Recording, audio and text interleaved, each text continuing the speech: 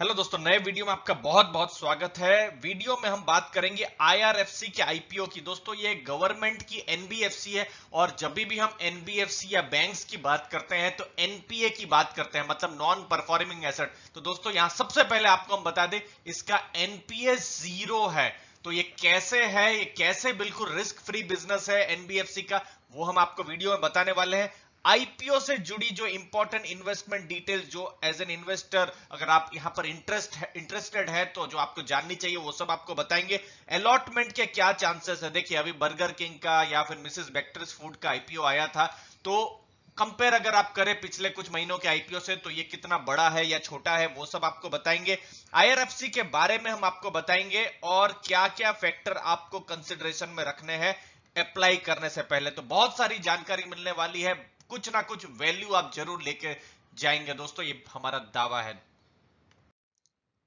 ये है आपके सामने बेसिक इंफॉर्मेशन। देखिए, जनवरी 18 से 20 ये जो डेट है, आईआरएफसी का आईपीओ खुल रहा है। और उसके बाद की जो डेट्स है दोस्तों, अभी तक वो सब जो डेट्स है उसकी इंफॉर्मेशन नहीं आई है। 18 तारीख को सोमवार का दिन है और बुधवार का दिन है 20 तारीख। तो ये डेट को आप ध्यान में रखिए। आईपीओ साइज है 4600 करोड़, ये अप्रोक्सीमेटली है। 4600 करोड़ से थोड़ा ऊपर है। अपर जो प्राइस बैंड है उस पर थोड़ी देर में हम चर्चा करेंगे।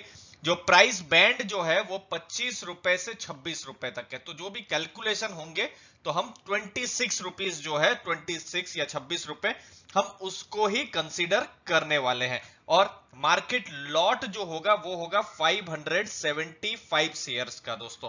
तो ये इंपॉर्टेंट इंफॉर्मेशन, 575 शेयर्स है और 26 रुपए का लॉट। तो एक लॉट की कीमत आपका यहां पर हो जाती है 14,950। और अगर आप अप्लाई करते हैं ज्यादा लॉट्स तो आप मैक्सिमम 13 लॉट तक अप्लाई कर सकते हैं। तो वैसे ही 14,950 को अगर आप 13 से फिर मल्टीप्लाई करेंगे तो फाइनल फिगर आता है 1,94,350। तो ये होगा टोटल 13 लॉट्स की कीमत। अगर आप दो लॉट में अगर आप अप्लाई करते हैं तो उसी तरीके से आपको 14,950 को 2 से डिवाइड करना होगा, मतलब 29,900। तो इस तरीके से आईआरएफसी का आईपीओ का लॉट और बाकी जो डिटेल्स है वो आपके सामने है दोस्तों। अब ये है इंपॉर्टेंट बिजनेस डेटा आईआरएफसी के बारे में। दोस्तों, ये क्या है, रेलवे की, इंडियन रेलवे की ये बोरोइंग आर्म है। मतलब क्या है कि इंडियन रेलवे को आगे बिजनेस करना है, समझ लीजिए उनको फ्रीट कॉरिडोर बनाने हैं या वैगन बनाने हैं, तो उसके लिए उनके पास तो पैसा है ही, लेकिन कभी मार्केट से भी उनको पैसा उठाने की जरूरत पड़ती है। तो वो आईआरएफसी के थ्रू में वो पैसा उठाती है। तो आईआरएफसी का फायदा क्या है कि उनको सबसे कम कॉस्ट में फंडिंग मिलती है, क्योंकि रेलवे की यहां पर बैकिंग है।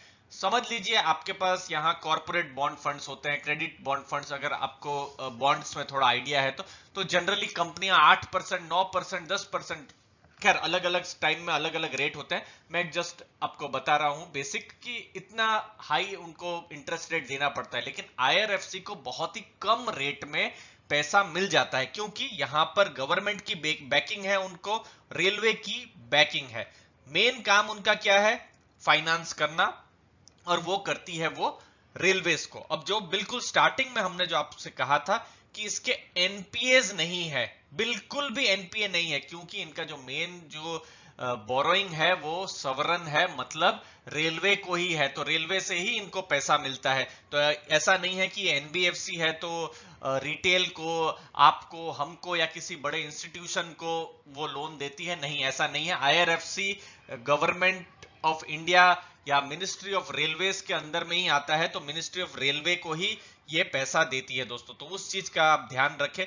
और उसकी वजह से उनको जो पैसा भी मार्केट से मिलता है तो बहुत ही कम रेट में मिलता है। वो बाहर ओवरसीज भी जाते हैं, बाहर भी अगर वो देखते हैं तो कम रेट में उनको पैसा मिलता है। और बिल्कुल बिल्कुल रिस्क फ्री बिजनेस है। एनबीएफसी की जब बात होती है, हमने देखा है डीएचएफएल जैसी एनबीएफसी गिर गई थी, क्योंकि एनबीएफसी का बिजनेस रिस्की होता है। कोई इधर से उधर कुछ भी प्रॉब्लम हो जाए तो फिर स्टॉक का प्राइस भी आपने देखा था कितना पैनिक में आ जाता है। और एनबीएफसी क्राइसिस हमने देखा है 2018 में, जो पुराने इन्वेस्टर होंगे जो वो शायद मेरे साथ रेजोनेट करेंगे दोस्तों।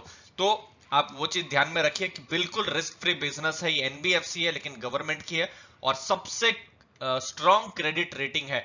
One of the highest credit rating जो है इनको मिली हुई है। जो 3 क्रेडिट रेटिंग एजेंसीज हैं उन्होंने सबसे हाईएस्ट जो क्रेडिट रेटिंग दी है वो आईआरएफसी को दी है, और कुछ कुछ जगह में तो गवर्नमेंट जो सवरन है उसके बराबर की रेटिंग इनको मिली है आईआरएफसी को दोस्तों। अब दोस्तों ये 4,600 करोड़ का आईपीओ है, उसमें से 1,500 करोड़ जो है यानी 1/3 वो गवर्नमेंट ऑफ इंडिया को वो पैसा जाएगा, और बाकी का जो 3,000 करोड़ के आसपास का जो पैसा है वो आईआरएफसी की बुक्स में जाएगा दोस्तों। तो ये टोटल 4,600 करोड़ का आईपीओ जो हमने आपको बताया, वैगन्स है, कंटेनर्स है, उसकी फंडिंग में जाता है। ये फ्रीट कॉरिडोर, तो जो भी रेलवे का काम है उसकी फंडिंग में काम है। और डाइवेस्टमेंट कितना हो रहा है, लगभग 14%, अप्रोक्सीमेटली 13.68 उसके आसपास है। तो उतना जो है हिस्सा गवर्नमेंट अपना बेच रही है वो आईपीओ के थ्रू में, और फिर ओएफएस और वो सब भी है। और 86% हिस्सा अभी भी गवर्नमेंट के पास रहेगा। मेजर जो भी रेलवे का कैपेक्स का जो भी रिक्वायरमेंट होता है वहां पर आईआरएफसी का काम होता है। और अभी आप प्राइस टू बुक वैल्यू देखेंगे ये जो आईपीओ का प्राइस में, तो ये 1 के पास में आ रहा है प्राइस टू बुक वैल्यू। अब ये आईपीओ यूनिक क्यों है, क्योंकि पहली बार एंकर इन्वेस्टर भी आ रहे हैं। अब दोस्तों एंकर इन्वेस्टर कौन होते हैं, ये बड़े इन्वेस्टर्स होते हैं। कोई भी आईपीओ आता है, जनरली गवर्नमेंट आईपीओ में हमने एंकर इन्वेस्टर्स नहीं देखे हैं आईआरएफसी के पहले। प्राइवेट में आपने देखा है, अभी बर्गर किंग आया था या मिसेस बेक्टर्स फूड आया था या ग्लैंड फार्मा आया था, तो हमने उन सब आईपीओ में एंकर इन्वेस्टर्स को देखा था। लेकिन गवर्नमेंट में पहली बार आ रहा है तो एंकर लिस्ट बड़ा ही इंटरेस्टिंग रहेगा देखना कि कौन कौन एंकर इन्वेस्टर्स हैं जो इस गवर्नमेंट आईपीओ में इन्वेस्ट कर रहे हैं। तो दोस्तों यहां पर म्यूचुअल फंड होते हैं, बाहर के बड़े बड़े एफआईआईज होते हैं।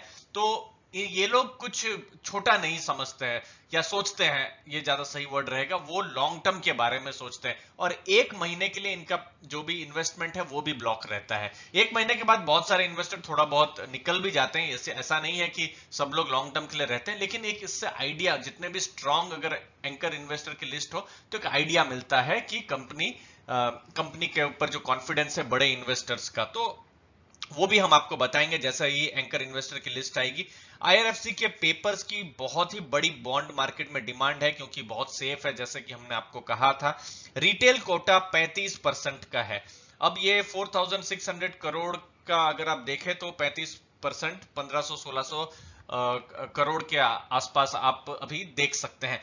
तो one of the largest IPO है। देखिए ग्लैंड फार्मा का आईपीओ आया था 6,500 करोड़, तो उससे ये आईपीओ छोटा है, तो आप कंपेयर कर सकते हैं दोस्तों। कैम्स का आईपीओ 2,200 करोड़ का था, तो उससे बड़ा है। अब ग्लैंड फार्मा या कैम्स के आईपीओ में आपका अलॉटमेंट जो था वो इतनी मुश्किल नहीं हुई थी। खैर ग्लैंड फार्मा में तो एक तरीके से अलॉटमेंट मतलब वो सब्सक्राइब ही नहीं हुआ था, अलग ही बात है, बट कैम्स में उतनी प्रॉब्लम नहीं हुई थी। प्रॉब्लम कहां हुई थी, मिसेस बेक्टर्स फूड में या फिर बर्गर किंग में, क्योंकि ये सब आईपीओ बहुत ही छोटे थे, 600 करोड़ 540 करोड़ उसी लेवल के थे, उससे भी छोटे थे दोस्त। तो फिर अगर आप हैप्पीएस्ट माइंड्स देखें, रूट मोबाइल्स देखें 700 करोड़ 600 करोड़, तो यहां तो रिटेल कोटा ही 1,500-1,600 करोड़ का है, तो अलॉटमेंट के चांसेस ज्यादा है। फिर से मैं रिपीट कर दूं, अलॉटमेंट के चांसेस यहां पर ज्यादा है। कैम्स का जो आईपीओ आया था या फिर जो यूटीआई का आईपीओ आया था उससे भी ज्यादा यहां पर अलॉटमेंट के चांसेस है। तो बहुत बड़ी प्रॉब्लम नहीं होनी चाहिए आपको अगर यहां पर अप्लाई करना, आपने अप्लाई किया है और अलॉटमेंट, क्योंकि यहां पर डिमांड तो रहेगी ही, तो अलॉटमेंट के लिए बहुत ऐसा नहीं लगता है कि चांसेस कम होंगे या फिर बहुत ज्यादा यहां पर भीड़ होगी, वैसा तो नहीं लगता है दोस्तों। मेन इंफॉर्मेशन आती रहेगी, आपको हम बताते रहेंगे। अब आपको बताते हैं जब भी आईपीओ आ रहा है तो क्या क्या इंपॉर्टेंट चीजें जो आपको ध्यान में रखनी है।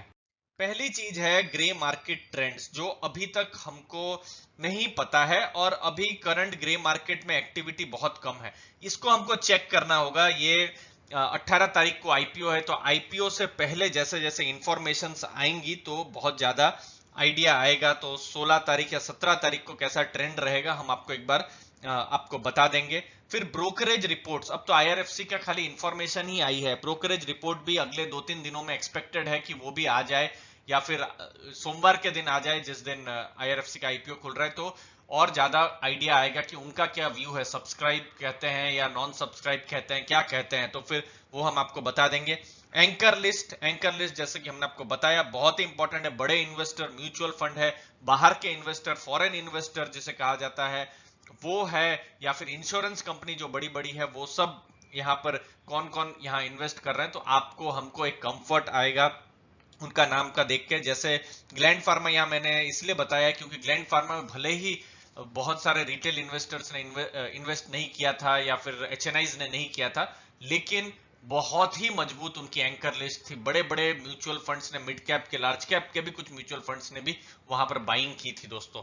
और लास्ट में मार्केट वोलाटिलिटी, एसबीआई कार्ड्स का एग्जांपल आपको पता ही है, पिछले साल मार्च में जहां हम एक्सपेक्ट कर रहे थे 25% ऊपर खुलेगा, लेकिन 25% ऊपर खुलना तो दूर, वो डिस्काउंट में खुला। तो मार्केट वोलाटिलिटी प्रिडिक्ट कर पाना किसी के लिए भी पॉसिबल नहीं है, अगर कोई कर रहा है प्रिडिक्ट तो दोस्तों वो झूठ बोल रहा है।